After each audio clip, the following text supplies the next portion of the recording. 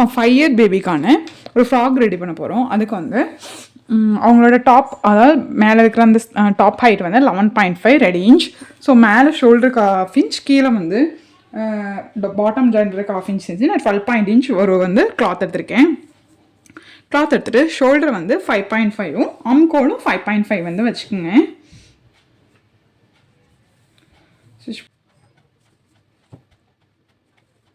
வந்து ready length வந்து 6.5, அது கூட 1.5 இன்ச் ஆட் பண்ணிக்கோங்க. 8 இன்ச். ஓகே, உங்களது வந்து டம்மி வந்து கொஞ்சம் பெருசாக இருக்கும். ஸோ அங்கே 8 கொடுத்தீங்களா, இங்கே 8.5 கொடுத்துக்குங்க. அதாவது 7 inch ready length, 1.5 extra margin கொடுத்துருக்கேன்.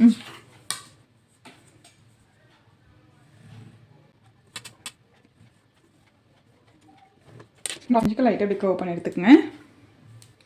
ஆம்கோல் அப்படியே கர்வ் பண்ணி வரைஞ்சி எடுத்துடலாம். ஓகே, நெக் லென்த் வந்து 2.5 வச்சுக்கலாம். ஃப்ரண்ட் நெக் ஹைட் வந்து 3.5 வச்சுக்கோங்க. 4 வச்சுக்கலாம். இப்போ கட் பண்ணி வைக்கும்போது 3.5 வரும்.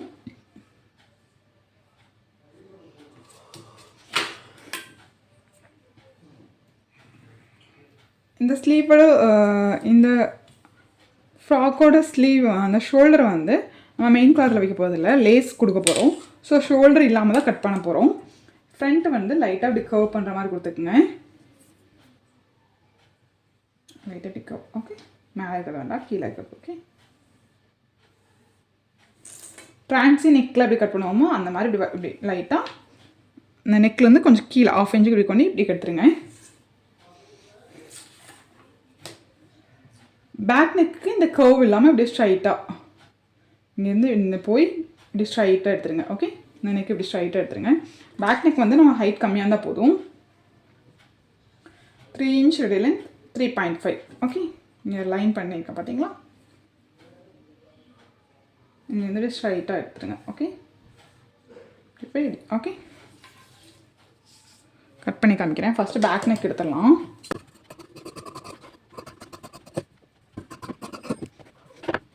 இது வந்து பேக் நெக். ஃப்ரண்ட் நெக் வந்து நம்ம லைட்டாக கர்வ் பண்ணி எடுத்துக்கலாம்.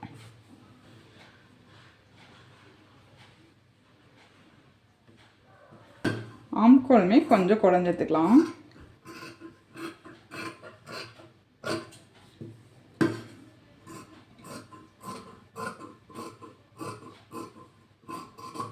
ஓகே,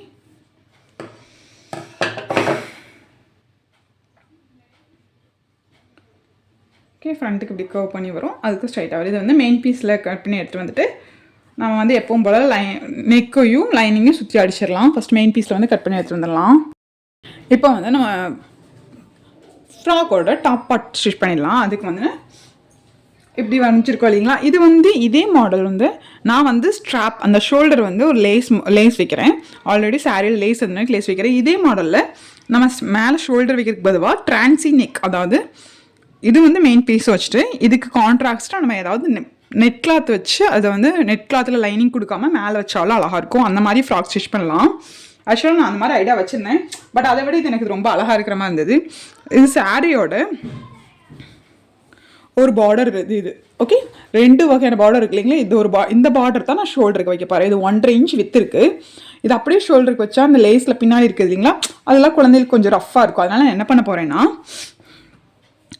எவ்வளோ ஷோல்டர் வேணுமோ அதோட கொஞ்சம் அதிகமாக கிளாத் எடுத்துக்கங்க. லைனிங் கிளாத்தை இப்படி ஃபோல்ட் பண்ணிக்கோங்க. இப்படி 2 சைடு ஃபோல்ட் பண்ணி ஸ்டிச் பண்ணாலும் ஓகே, இப்படி அயன் பண்ணாலும் ஓகே. ஓகே, 2 இன்ச்சுக்கு வச்சுக்கோங்க. ஓகே, இது வந்து 1.5 இன்ச்சுக்கு இருக்குது. 1/4 இன்ச் வெளியே தெரியிற மாதிரி, கொஞ்சம் ஸ்கைபில் வந்து வெளியே தெரியிற மாதிரி வச்சுட்டோம்னா அது உங்களுக்கு பைப்பிங் கொடுத்த மாதிரி இருக்கும். இப்படி மடிச்சுட்டு ஸ்டிச் போடுறதுனாலும் போட்டுக்குங்க.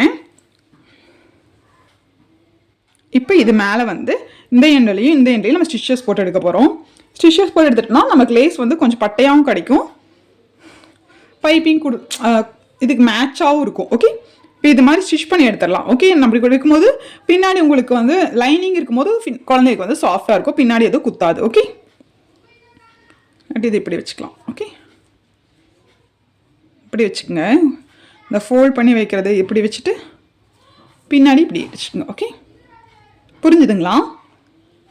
2 இன்ச்சுக்கு வச்சுக்கோங்க. உங்களுக்கு லேஸ் எவ்வளோ இருக்கோ, உங்களுக்கு எவ்வளோ அகலமாக தெரியணுமோ, ரொம்ப ஒல்லியாக தெரியணும்னா ரொம்ப ஒல்லியாக வச்சுக்கோங்க. நான் வந்து கொஞ்சம் இது வந்து 1.5 இன்ச் தான் இருக்குது. நார்மலாக 2 இன்ச் ஷோல்டர் கொடுப்பா இல்லைங்களா, அந்த ஷோல்டர் எவ்வளோ வருது 2 இன்ச் வருதோ அதே அளவுக்கு நான் வைக்க போகிறேன். ஓகே, நான் ஸ்டிச் பண்ணிவிட்டு காமிக்கிறேன்.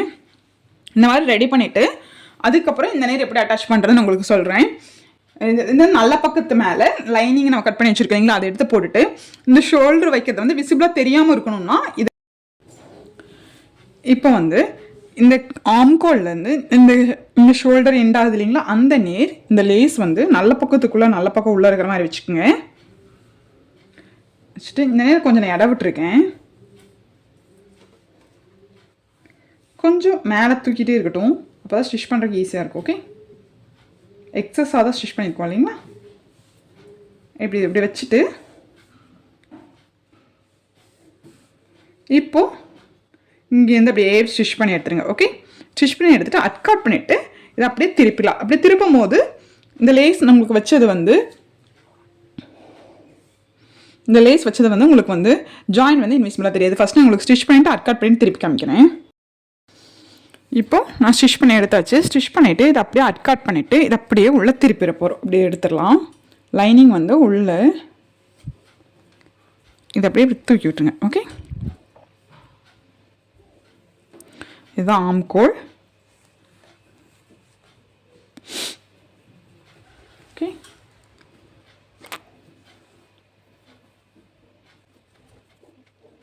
இந்த நேர் ஷேப்பை வந்து கரெக்டாக அப்படி எடுத்து விட்டுக்குங்க.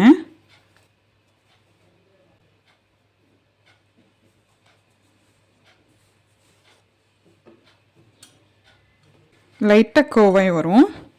இப்போ இது மேலே இருந்துச்சு பார்த்தீங்களா. இப்போ இந்த ஷோல்டர் இருக்கு இல்லைங்களா, நம்ம ஜாயின் பண்ணது வந்து நம்மளுக்கு விசிபிளாகவே தெரியாது, உங்களுக்கு குத்தவும் செய்யாது, நீட்டாக இருக்குது. இதே ப்ரொசீஜரை நம்ம பேக் சைடு பார்க்கணும். ஃபஸ்ட்டு வந்து இந்த நெக்கு இப்படியே ஸ்டிச் பண்ணி எடுத்துகிட்டு அதுக்கப்புறம் சுற்றி லைனிங்கை வந்து நம்ம எப்பவும் போல் ஸ்டிச் பண்ணி எடுத்துருங்க. ஸ்டிச் பண்ணி எடுத்துனா ஃப்ரண்ட் வந்து வேலை முடிஞ்சிடும். ஓகே, உங்களுக்கு வேணும் இங்கே லேஸ் ஆர் எதாவது ஹேண்ட் ஒர்க் கூட இங்கே பண்ணிக்கலாம். நான் இதை ஸ்டிச் பண்ணிவிட்டு இப்படி இங்கே ஷோல்டர் வரும்போது இந்த நேரம் ஒரு பவ்வும் இந்த நேரம் ஒரு பவ்வும் வைப்பேன். அது வந்து பார்க்க அழகாக இருக்கும்.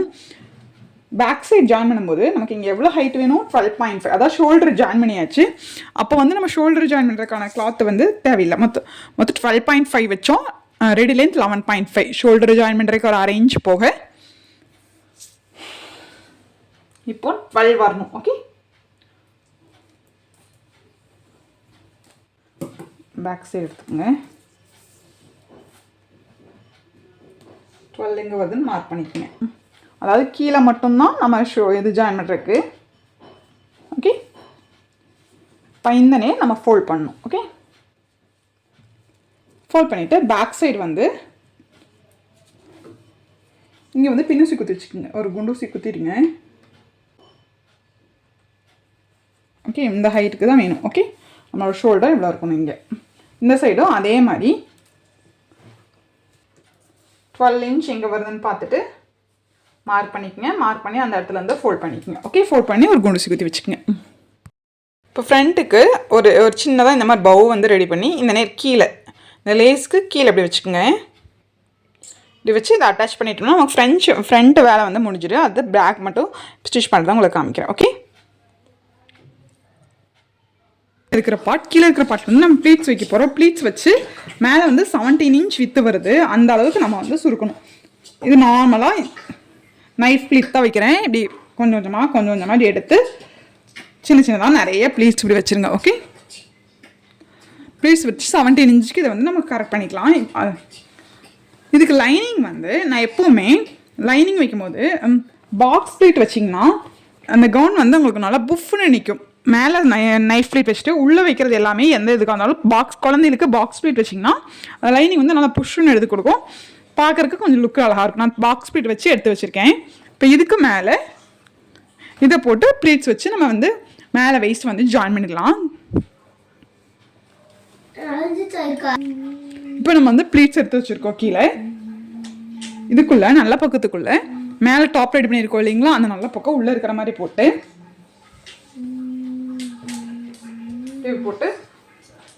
வெயிஸ்ட் ஜாயின் பண்ணி இப்படி எடுத்துருங்க. எடுத்துட்டோம்னா நமக்கு வந்து ஒரு பார்ட் ரெடி ஆயிரும். இதே மாதிரி இன்னொரு சைடையும் நம்ம வந்து நல்ல பக்கத்துக்குள்ள நல்ல பக்கம் உள்ள இருக்கிற மாதிரி போட்டு எடுத்துகிட்டு சைடு ஜாயின் பண்ணிட்டோம்னா நமக்கு வந்து இது ரெடி ஆயிடும். பின்னாடி வந்து கட்டுறதுக்கு அந்த ரோப் வந்து வச்சுக்கலாம். ஆக்சுவலாக பேக்கு நான் வந்து ஜாயின் பண்ணுற வீடியோ வந்து எனக்கு எடுத்தது அது டெலீட் ஆகிடுச்சு. ஆக்சுவலாக ஃப்ரண்ட் எப்படி ஜாயின் பண்ணணுமோ அதே ப்ரொசீஜரில் தான் நான் பேக்கும் ஜாயின் பண்ணியிருக்கேன். ஜிப்பை மட்டும் நான் இப்படி வச்சுருக்கேன். ஜிப் வைக்கிற வீடியோ வந்து மற்ற ஃப்ராக் ஸ்டிச்சிங்கில் இருக்குது, நீங்கள் பாருங்கள். இப்போ சைடு வந்து மார்க் பண்ணியிருக்கோம் இல்லைங்களா, அங்கேருந்து இப்படியே கொண்டு வந்து கொஞ்சம் கீழே தூரத்துக்கு வந்து இங்கே கெட்டி தையல் போட்டு ஸ்டாப் பண்ணிடுங்க. ஸ்டாப் பண்ணிவிட்டு இந்த லைனிங் நல்ல பக்கம் லைனிங் வந்து மேலேயும் கீழேயும் தனியாக எடுத்து விட்டுட்டு அதுக்கப்புறம் செப்ரேட் தனியாக இந்த மெயின் கிளாத்தை வந்து ஸ்டிச் பண்ணி எடுத்துருங்க. அதுக்கப்புறம் இதை உள்ளே வச்சுட்டு இது ஃபுல்லாக க்ளோஸ் பண்ணிவிட்டு இதுக்கு மேலே லைனிங்கை வந்து நீங்கள் ஸ்டிச் பண்ணிடுங்க. இந்த சைடு ஸ்டிச்சிங் வீடியோவும் நான் நிறைய அனத்தில் நான் போஸ்ட் பண்ணியிருக்கேன். உங்களுக்கு ஏதாவது டவுட் இருந்தால் வேறு ஃப்ராக் மாடல் ஸ்டிச்சிங் வந்து நீங்கள் பாருங்கள். ஃப்ராகோட ஃபைனல் அவுட்புட்.